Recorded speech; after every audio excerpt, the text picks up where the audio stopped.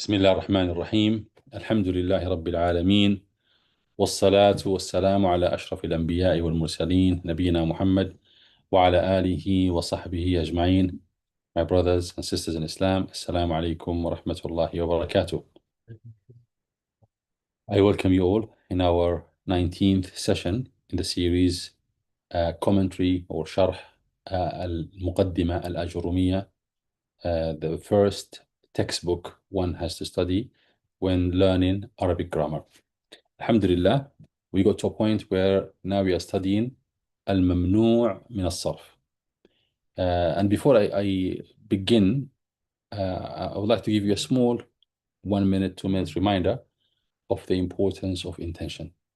Seeking Islamic knowledge is the greatest of all virtues, the greatest of all forms of excellence one can be granted by Allah subhanahu wa ta'ala.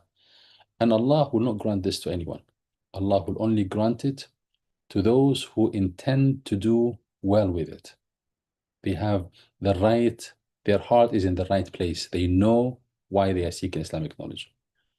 If you seek Islamic knowledge for the sake of Allah, for the sake of learning the book of Allah, for the sake of learning the hadith of Rasulullah sallallahu alaihi wasallam, Allah will aid you. Allah will support you, and you'll find things becoming easy for you.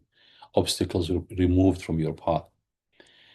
This virtue, this excellence that Allah subhanahu wa ta'ala only keeps exclusive for those who are seeking it for the sake of Allah subhanahu wa ta'ala. The minute you seek it for other than Allah subhanahu wa ta'ala, you will notice that problems, obstacles, barriers will come between you and this knowledge. And you may have two people, one with good intention and one with an intention that is not so pure. They would read the same book, they would read the same text, they would attend the same class, but one of them understands much more than the other one at all. If anything, the other person can learn.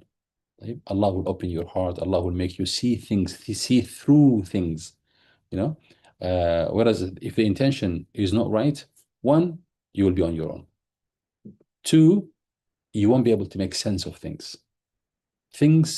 Knowledge in general is only sensible when it is done for the sake of Allah subhanahu wa ta'ala. Everything will fall into place. You will understand the point of learning this, the point of learning that. How does this add up?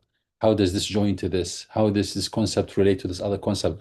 All this knowledge will become relatable in your mind if you are doing it for the sake of Allah subhanahu wa ta'ala. You know, let alone the amount of energy you will have, the amount of patience you will have, the amount of even enjoyment you will have during the journey. You will really enjoy this, thinking that I do this for the sake of Allah, the one I love so dearly, the one who I would do anything for him, the one who is watching me seeking Islamic knowledge. And all of these things, they give you motivation, you know, knowing that you are employed, you are a worker of Allah subhanahu wa ta'ala, the king of all kings, the Lord of the universe. How much energy does this give you? You know, it gives you a lot of energy. So don't lose on this, my brothers. Don't lose sight of why you are seeking Islamic knowledge. Always remind yourself, you're doing this for seeking the pleasure of Allah subhanahu wa ta'ala, seeking to be honored with the greatest of all gifts, the book of Allah, seeking to be one of the soldiers of Allah in promoting the deen of Allah, in protecting, guarding the deen of Allah subhanahu wa ta'ala, wanting to be honored like this. If that's your intention, Allah subhanahu wa ta'ala will pave the path for you, inshallah. So that goes for Nahu, what we're studying here, and any other field of knowledge. Whatever you're doing, things will only become easy so long as your intention is pure. The intention becomes contaminated with any ill intentions, you will pick on that in the fact that you will see barriers, you will see problems on your path, you know.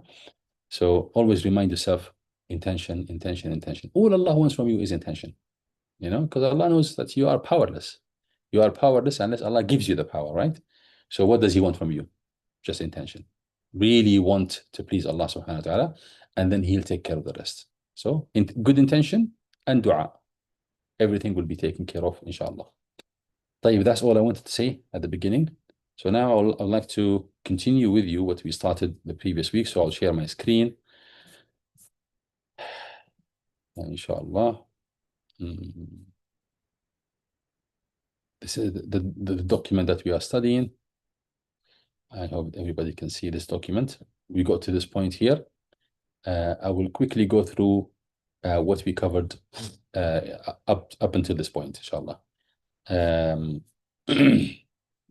This will be just a quick one, inshallah. Yes, Al-mamnūʿ min aṣ-Sarf. طيب, Al-mamnūʿ min aṣ-Sarf is a short version of the category of isms, which the full version of is al-ismu al-mamnūʿ min aṣ-Sarf. That ism, which is characterized by the fact that it is prohibited or denied sarf. You're familiar with this? And sarf is basically means tanween. We do not call it tanween because tanween is also prohibited to other types of ism. So to give this category of isms a unique name, a technical name or a technical term that is unique to it, they did not call it al-mamnūʿ min al-tanween, rather they call it al-mamnūʿ min aṣ-Sarf, even though aṣ-Sarf and al-tanween are the same thing. All right, so in this definition, we said huwa al-ismu al-mu'rab. That ism which is mu'rab, not mabni, is mu'rab, meaning it shows and reflects the haraka of its amil or its position of i'rab. الذي, which لا يلحقه تنوين, that is not followed ever with tanween. And this tanween, we call it tanween al-amkaniyah. If you remember this discussion, tanween al-amkaniyah is that tanween which indicates that this ism is a fully functional ism that is as far as anything can be from its two counterparts. What are the two counterparts of ism? Fi'l and harf. So it is as far as anything can be from being characterized with any of the characteristics of harf or being characterized with any of the characteristics of fi'l. طيب? So we call this tanween al-amkaniyah. Yeah?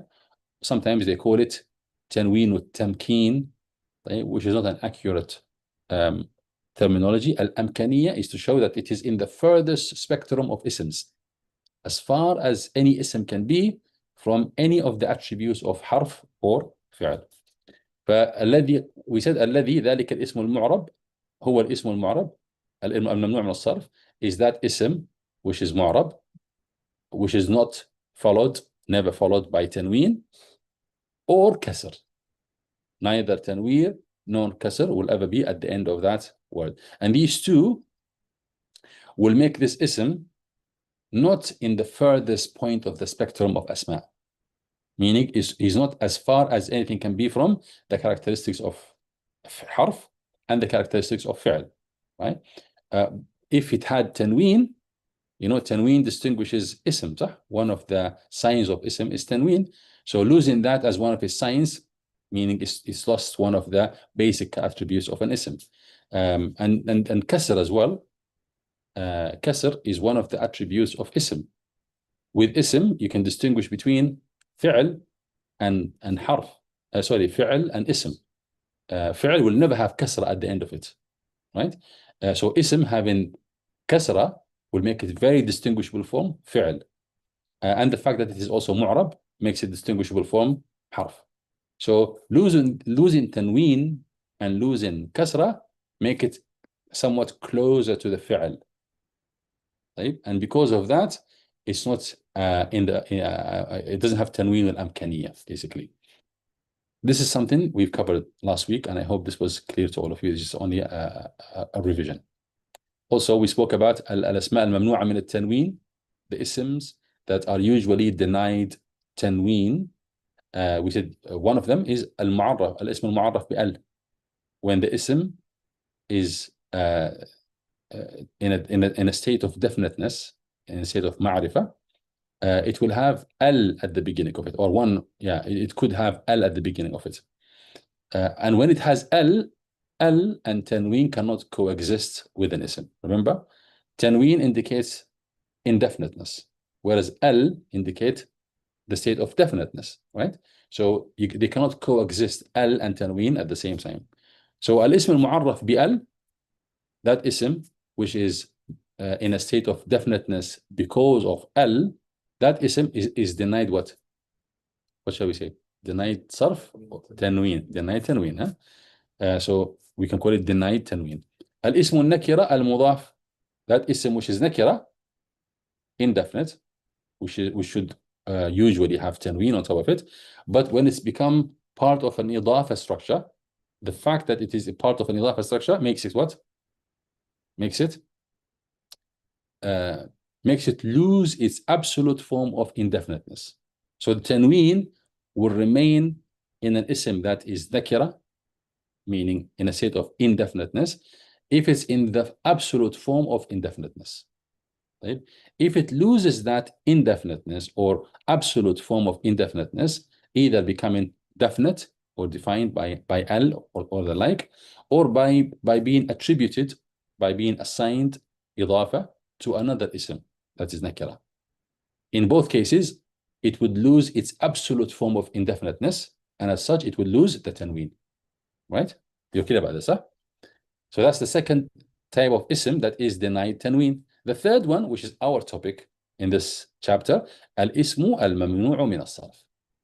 Al-ismu al-mamnūʿ min aṣ-Sarf. So al-ism al-mamnūʿ min aṣ-Sarf is denied tanween not because of ma'rifa, not because of ta'rif bi-al, and not because of idafa. Right? Rather because the way it is likened to the fi'l in some of the characteristics it has. Is that clear so far? طيب. We covered this. These were examples where we use them to highlight the difference between the ism that has al and the ism that has idafa, yeah, and then the ism that has no idafa and no al, but then here in this case it has tanween to show you that this ism is not mamnūʿ min aṣ-Sarf, whereas this one here, it lost its tanween, indicating that this ism is mamnūʿ min aṣ-Sarf. And I use this to show you that at this point of your learning of Nahu, you are very, very much trying to learn what is written, right? You're at this stage of your development, you're learning what is written, and in a lot of the cases, you can rely on the process of elimination. You eliminate the possible states of a certain ism. You can look at this one and say, could this be jam'? Could this be jam' mudhakkar salim? Could this be muthanna? Could this be, you can eliminate, and then you can say, oh, it cannot be this because of X, Y, and Z. It cannot be that because of X, Y, and Z. So you look at this ism, you can immediately recognize that this ism is mamnūʿ min aṣ-Sarf. How? You say, one, it doesn't have ta'rif, it doesn't have al-ta'rif, and it's not mudaf and mudaf ilayhi, yet it doesn't have tanween. So why does it not have tanween? That's an indication that I'm dealing with a word that is mamnūʿ min aṣ-Sarf. So without even developing further into the chapter, we can say that you are ready now to identify that ism which is mamnūʿ min aṣ-Sarf, right? But we will go just for you to have an idea about all the rules pertaining to al-mamnūዕ min aṣ-Sarf. Clear so far? And we said this here just to make things slightly easy. One of the most popular isms that are mamnūዕ min aṣ-Sarf, we mentioned 3. You remember them? Yeah, the first one being Al-A'lam Al-A'juroomiyah. So number 1 here, this is Al-A'lam Al-A'juroomiyah. So not al-ism. Al-A'lam is plural of alam, which means proper noun. A noun that you give to a person or to a country or a location or something that is known by it. Al-A'juroomiyah, A'jami, that is a name of non-Arabic things. طيب. Al-A'lam Al-A'juroomiyah. So Al-A'lam Al-A'juroomiyah is one category of isms that are mamnūዕ min aṣ-Sarf. So the minute you come across Musa, mamnūዕ min aṣ-Sarf. You come across Ibrahim, mamnūዕ min aṣ-Sarf. Dawood, Sulaiman, all of that mamnūዕ min aṣ-Sarf. لماذا؟ لأنه علم وأعجمي. Because it's being alam and it is أعجمي as well. Number 2 of the most popular asma isms that you would come across which are ممنوع من الصرف. الأعلام المؤنثة, feminine names. You know, any feminine name you come across, automatically with your eyes closed, this is ممنوع من الصرف. طيب. And then number 3, we said الأسماء التي على وزن الصرف. This is quite popular. You will come across it a lot. They're not as straightforward as the first 2. But basically the idea is an ism that rhymes in one of the patterns of fi'l. Yeah? Of fi'l. And I gave you examples. So you have some certain isms. If you were to use them as fi'l, you can simply use them as fi'l. And I gave you the example of Ahmed. Ahmed is an ism of a person, right? But if I want to say Ana Ahmadullah, I praise Allah, that's fi'l mudari'. So the same word, it was fi'l at some point, and then if I use it differently, it's an ism, right? So when an ism rhymes exactly as the fi'l, it's treated like a fi'l. You know, and remember we said the whole idea here is when we have an ism that has some of the characteristics of fi'l, because of that it will be denied kasra and denied tanween. So it's mamnu' min as-sarf. Is that making sense? So Yazid, what does Yazid mean? Increase, to increase. It's a fi'l mudari'. But what if a person is called Yazid? So that person's name, because it is in the same wazn as fi'l, wazn for now, say take it as pattern. It's the same in the same rhyme as Yazid, yaf'alu. Right? Because of that, it becomes mamnu' min as-sarf. Right? So we have Ahmed, Yazid, wa Akram. أكرم. طيب أكرم يعني أكرم الرجل الولد. أكرم means what? He honored. The man honored the boy. أكرم الرجل الولد. طيب, so أكرم here. So you have it acts like a fi'l here, but you can say a man called Akram came. So Akram came. So Akram here is ism. So it can be ism and it can be fi'al. So this we'll get to the details of it in a minute, inshallah, but these are the most popular ones.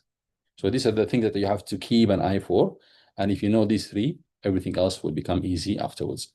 And I gave you examples of 4 examples here using our popular examples. جاء محمد, and then جاء إبراهيم, جاءت عائشة, وجاء أحمد. Each one example belongs to one of the 3 categories. And Muhammad is a fully functioning ism. Can you see? So when it comes to Muhammadun, the fully functioning ism, it was جاء محمد with tanween. Now when we are dealing with Al-A'lam Al-Aajuroomiyah, Ibrahim as an example, جاء إبراهيم as opposed to Ibrahimun. We don't give it tanween because it's ممنوع من الصرف. وجاءت عائشة, وجاء أحمد. So as you look at this ism, for you can use the process of elimination. Right? You will say Ibrahim here is fa'il. Right? And if this was Muhammadun would be fa'il marfu', and then in addition to the haraka of dhamma, it will have tanween. So you ask yourself, why does Ibrahim not have tanween? Right? So you can use this process of elimination by arriving at the conclusion that this must be ismun mamnu'un min as-sarf. Right? And I say this, why am I encourage you to use the inference or process of elimination? Because you may come across a lot of words that you're not familiar with. So, but here, even if you don't understand the word Ibrahim, what does it mean? You know ja'a. Ja'a is fi'l. And you know that fi'l has to have a fa'il. So this must be an ism. And this ism must be the fa'il. Right? If it's the fa'il, why does it not have tanween? And then you keep on asking yourself these series of questions until you arrive at the conclusion that this must be an ism, and it must be the fa'il, and it also must be mamnu' min as-sarf. Right? And then the same thing with Jad Aishatu, mamnu' min as-sarf, Ahmadu. So that's the example. In terms of the i'rab al-mamnu' min as-sarf. What's the i'rab of an ism that is mamnu' min as-sarf? يرفع بالضمة. يرفع بالضمة وينصب ويجر بالفتحة. And that means that when it comes to rafa', it is indicated to be in the position of rafa'. The alama, the indicator of the state of rafa' is alamatun asliyya or far'iyya. Asliyya. When it comes to nasb, to be in a state of nasb, the indicator will be ala al-fatha. And this fatha for nasb is alamatun asliyya or alamatun far'iyya? Asliyya.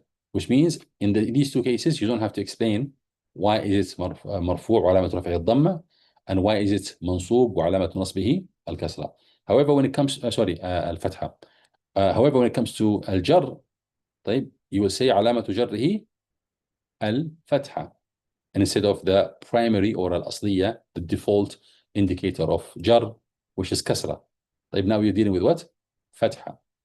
So that tells us that we are dealing not with the default, not al-alama al-asliya, rather we are dealing with a substitute to it. So because you're dealing with a substitute, you have to explain. And you say, وَعَلَامَةُ جَرِّهِ الْفَتْحَةُ نِيَابَةً, in substitute of al-kasra, and then you have to say why. لأنه ممنوع من الصرف. Because it is an ism that's ممنوع من الصرف. But then you add to that, why is it ممنوع من الصرف? In the examples we just had above, maybe because it's being علم and أعجمي للعلمية والعجمة, or للعلمية والتأنيث, or للعلمية ووزن الفعل, as we will see shortly, inshallah. So you're clear about this? And I think we've done the i'rab of these words, right? طيب. Now we done the i'rab. Yeah, these are we done the i'rab of all of that. We wrote them down. We typed them up. Alhamdulillah. رأيت Ibrahim, and you can see here how we added a green asterisk to show you the addition, how this i'rab is different to the other i'rab that you've come across so far. You say منع من الصرف, it was ممنوع من الصرف. In the case of ضمة, طيب, you don't have to explain why is علامة ضرب الضمة الظاهرة على آخره. إبراهيم, we said فاعل مرفوع علامة رفعه الضمة الظاهرة على آخرها. الضمة being the علامة at the end of it, that the default? Is that the norm? So we don't have to explain the norm. So we move on. What's after the علامة? We were expecting tanween. So now we have to say why there is no tanween. So we add this, and we say منع من الصرف, it was denied صرف للعلمية due to this reason and to that reason, للعلمية والعجمة. Is that making sense?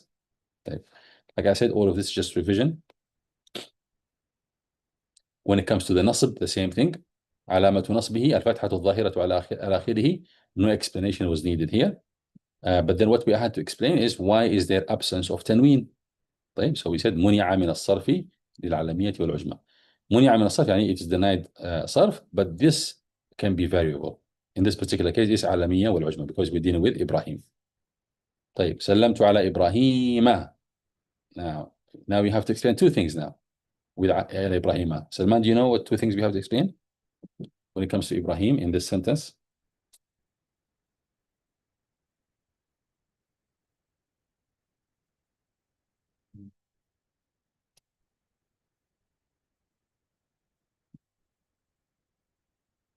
Two things are not default here. It's not, should be ضمة. So it's majroor, first of all, صح? Ibrahim is اسم majroor. So we were the default position for اسم majroor is, and the indicator is kasra. So that has to be explained. And what else has to be explained? The absence of tanween. Okay, mashallah. So when it comes to Ibrahim, we said اسم مجرور بحرف الجر على. This is almost redundant. You can skip that. But for you, until this is a reason for you to speak Arabic, basically, you know? So you know words, why don't you use them? Say them. طيب. اسم مجرور وعلامة الجر بحرف الجر على. And then when it comes to the علامة, I don't like the wow here. علامة جره الفتحة نيابة عن الكسرة. The indicator of its state of jar, الفتحة, that فتحة at the end of it, إبراهيم. طيب. And then I said here نيابة, طيب, عن الكسرة, in substitute of the kasra, which is the primary sign or indicator of kasr. Yes, Salman? No. Yeah. And then because we just went away from the default, we have to explain. So we put our friend, yeah, the semicolon. لأنه ممنوع من الصرف. لأنه ممنوع, because it's denied صرف. If we were to be pedantic about the use of punctuation, we can add here as well another semicolon, because what's after the semicolon here للعالمية والعجمة is explaining what? Why is ممنوع من الصرف. So why we have فتحة not كسرة? Because it's ممنوع من الصرف. Why is it ممنوع من الصرف? للعالمية والعجمة. Right? طيب. And then obviously we had the وشبه الجملة من الجار والمجرور. You're familiar with this. And now we got to this part. This was the part that was almost alhamdulillah, it's no longer new to you. We done the Arab of this one verbally without typing it up. And I know I promised that I will go and I will type it up. Is there a need for me to type it up? Or it will be helpful. طيب. So what we will do, because I'm mindful of the time as well, I will type it up inshallah. Yeah.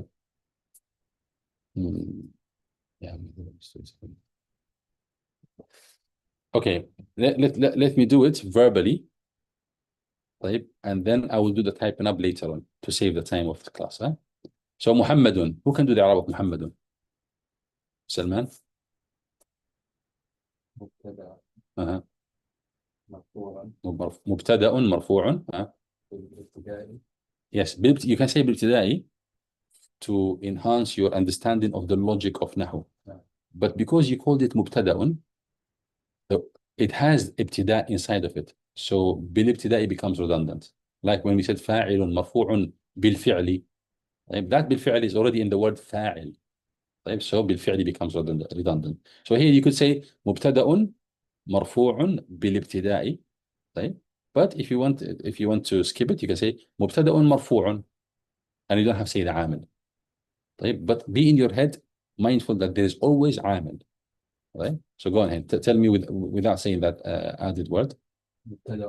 مبتدأ مرفوع وعلامة رفعه الضمة وعلامة رفعه الضمة الظاهرة على آخره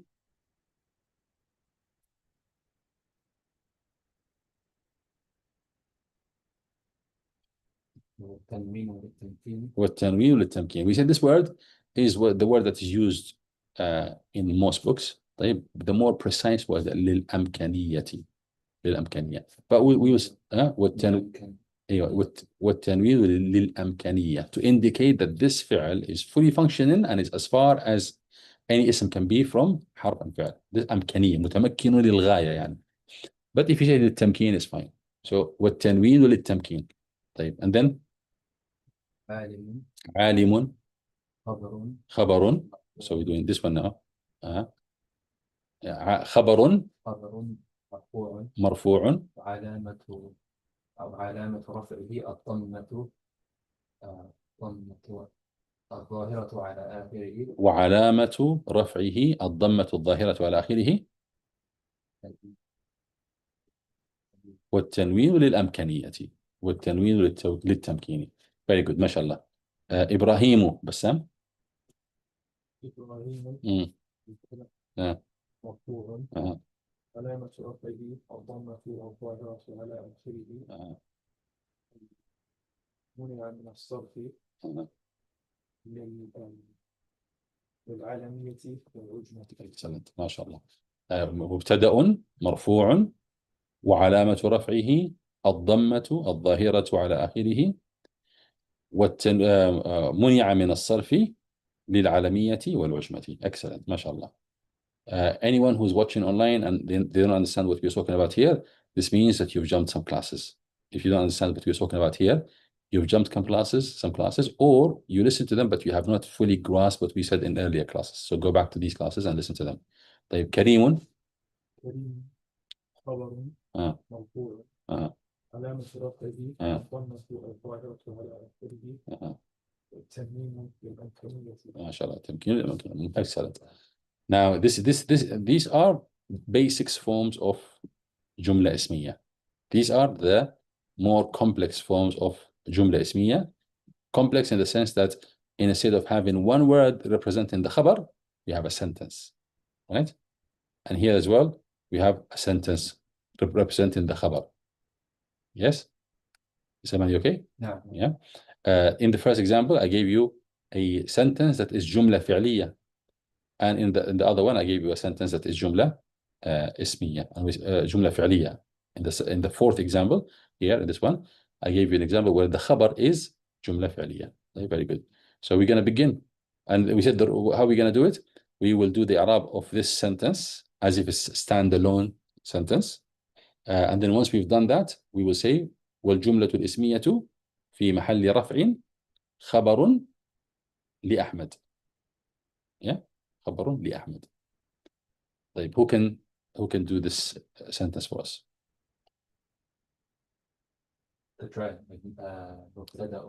أحمد مبتدأ مرفوع وعلامة رفعه الضمة الظاهرة على آخره. وعلى مبتدأ مرفوع وعلامة رفعه الضمة الظاهرة على آخره. And then منع من الصرف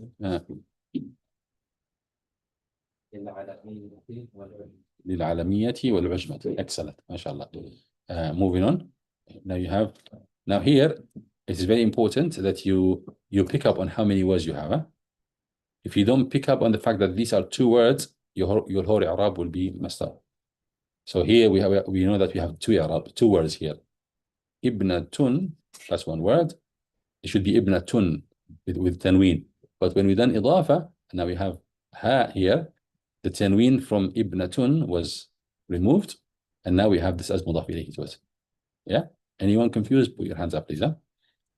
So if you don't pick up on the fact that this is two words, your Arab will go messed up. So yes, Salman, go ahead. What's the first word? Ibnatu. So we're going to do Arab for this first one. Ibnatu. مبتدأ ثاني. مبتدأ ثان. مبتدأ ثاني. مرفوع. علامة رفعه الضمة الظاهرة على آخره. على آخره.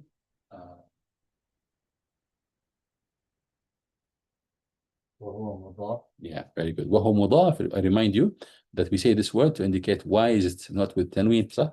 Yeah. So وهو مضاف means because of the إضافة structure, tanween was removed, right? Otherwise, it's a nakira ism, right? It's an indefinite ism. So you said وهو مضاف.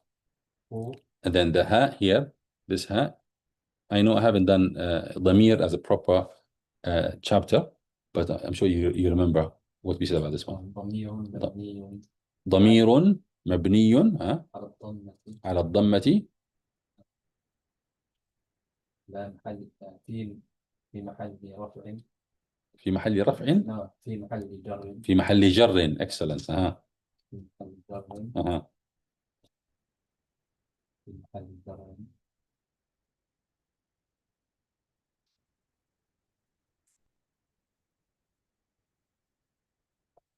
فاعل. فاعل. Well, you say it's فاعل. It's not فاعل at all because we're not dealing with جملة فعلية. So فاعل is completely out of the picture. You have to say why it's not كسرة. لا. It's مبني. This is مبني. It's fixed on ضمة. So you already said مضاف إليه. That's it. So you say ضمير مبني على الضمة. It's a fixed with ضمة. في محل جر, in a position of jar.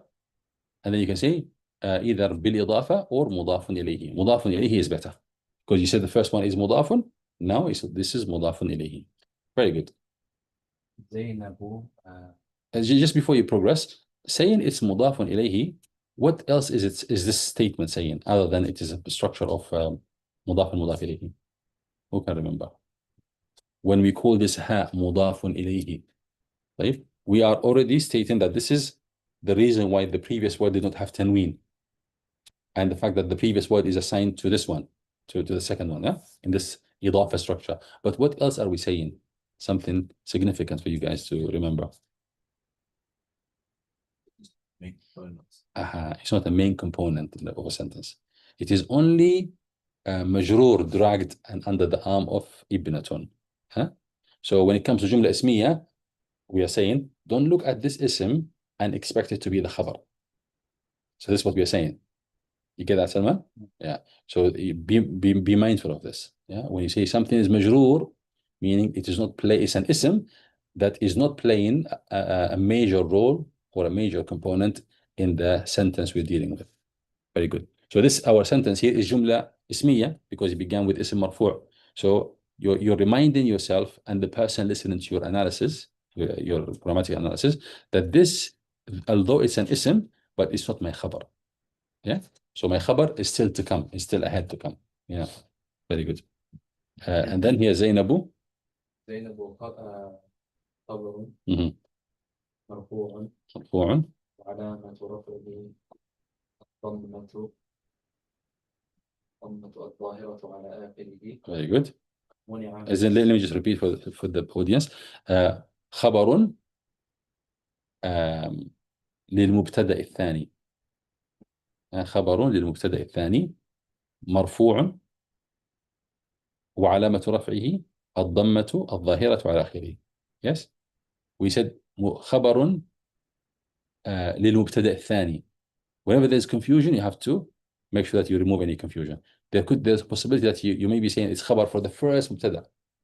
And that's not what you're saying, صح? It's خبر للمبتدأ الثاني. So you say خبر للمبتدأ الثاني مرفوع وعلامة رفعه الضمة الظاهرة على آخره. Continue, Salman. منع من الصرف للعلمية والعجمة. منع من الصرف للعلمية والتأنيث. Yeah, due to it being علم, proper noun, and also at the same time being feminine. للعلمية والتأنيث. Both of them together, they become the cause. Yeah, very good. MashaAllah. So now we've done the i'rab of our sentence, right? What's left for us? We still owe the word Ahmed a khabar to it, صح? We still owe, because we called it mubtada and we haven't stated the khabar of it. Right? So what do we say here? والجملة الاسمية زينب. So you put between bracket والجملة الاسمية ابنته زينب في محل رفع خبر المبتدأ الأول or خبر المبتدأ الأول and between bracket أحمد, just to remove any confusion. All of this inshallah I will type out. Excellent. Ahmed, do you want to have a go at doing the Arab of this one? So we begin the fourth example. مريم نظرت إلى عائشة. Yeah. Go on. مريم مبتدأ مرفوع وعلامة رفعه ضمة ظاهرة على آخره. علامة ضمة ممتاز. مبتدأ مرفوع وعلامة رفعه الضمة الظاهرة على آخره. What else to be said there? منع من الصرف. Technical term. منع من الصرف للعلمية والتأنيث. A trick that you can add, sorry, let me complete the Arab. So this is مبتدأ مرفوع وعلامة رفعه الضمة الظاهرة على آخره. منع من الصرف للعلمية والتأنيث. You know, Muhammad is a fully functioning ism. So you could also put Muhammad instead of any ism that you come across, and you ask how Muhammad would function if Muhammad was here. Right? It would be محمد نظر إلى عائشة, صح? So there will be tanween, and that will make you question, oh, then why does Maryam not have tanween? And that will bring up the accuracy of your, it will improve the accuracy of your i'rab. ممتاز. So this is our مبتدأ أحمد. Now we're doing with نظرت. Tell me, Ahmed, how many words do you see here? How many words from a Nahu perspective?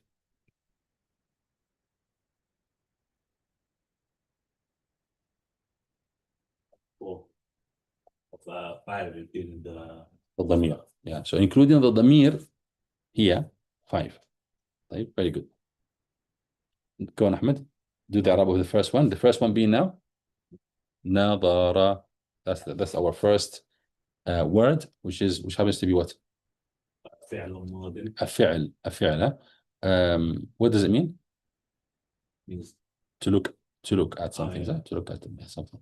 So نظرت إلى عائشة means she looked at Aisha.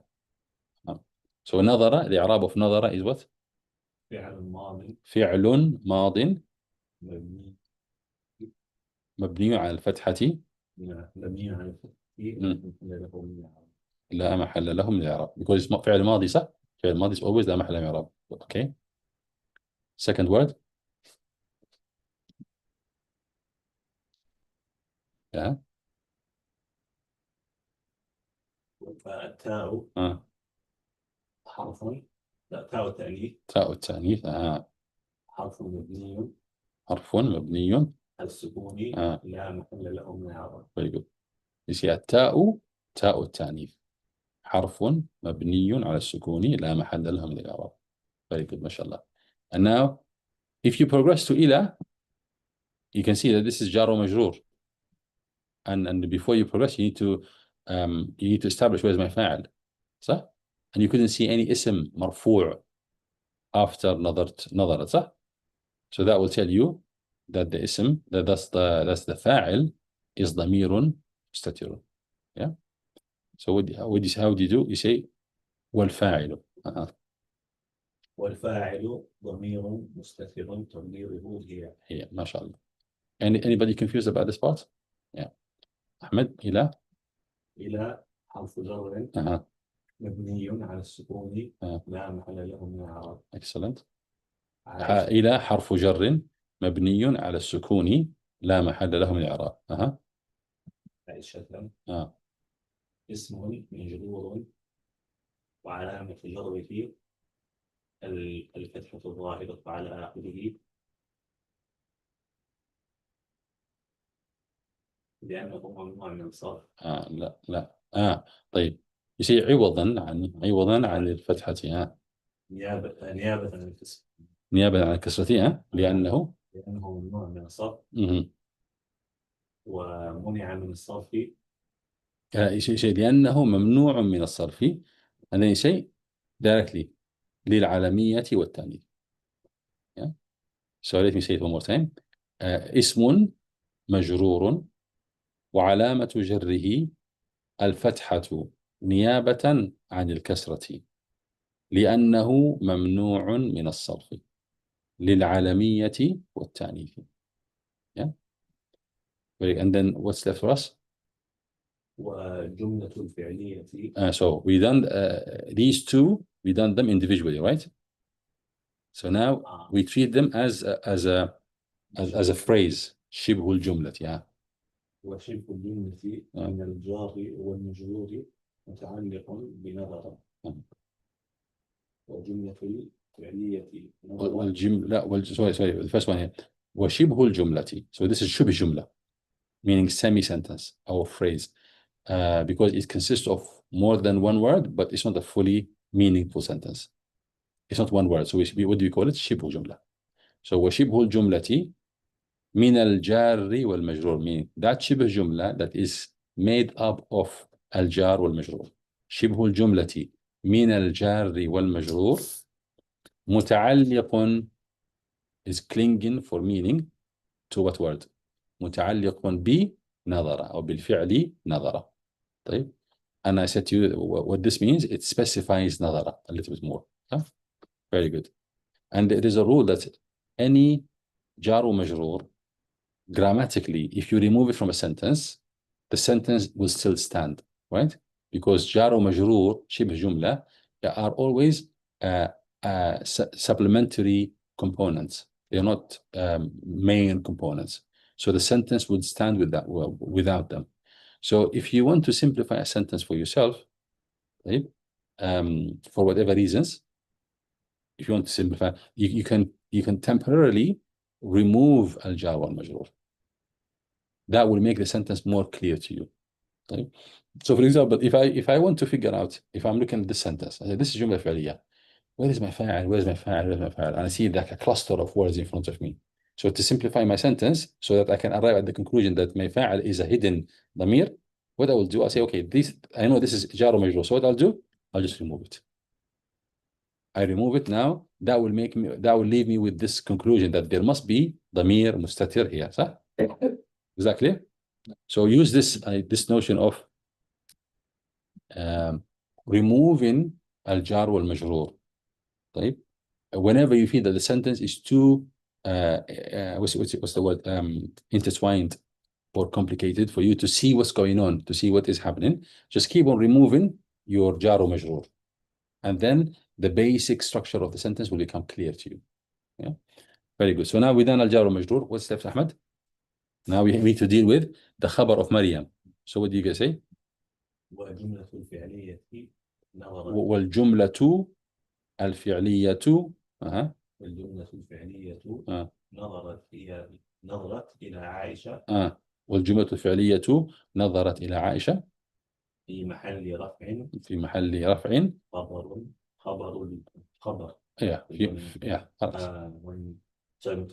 خبر المبتدأ هو الخبر في محل رفع خبر. We just say خبر because we only have one مبتدأ, so it must be خبر to that one single مبتدأ that we have. If we had two مبتدأs, we say خبر المبتدأ الأول. ما شاء الله. طيب, that's a good revision. We will pray now inshallah, and after salat we will continue from this part here. سبحانك اللهم وبحمدك نشهد أن لا إله إلا أنت نستغفرك ونتوب إليك. لا نقول لك الله يسلمك. جزاك الله خير. بارك الله فيك.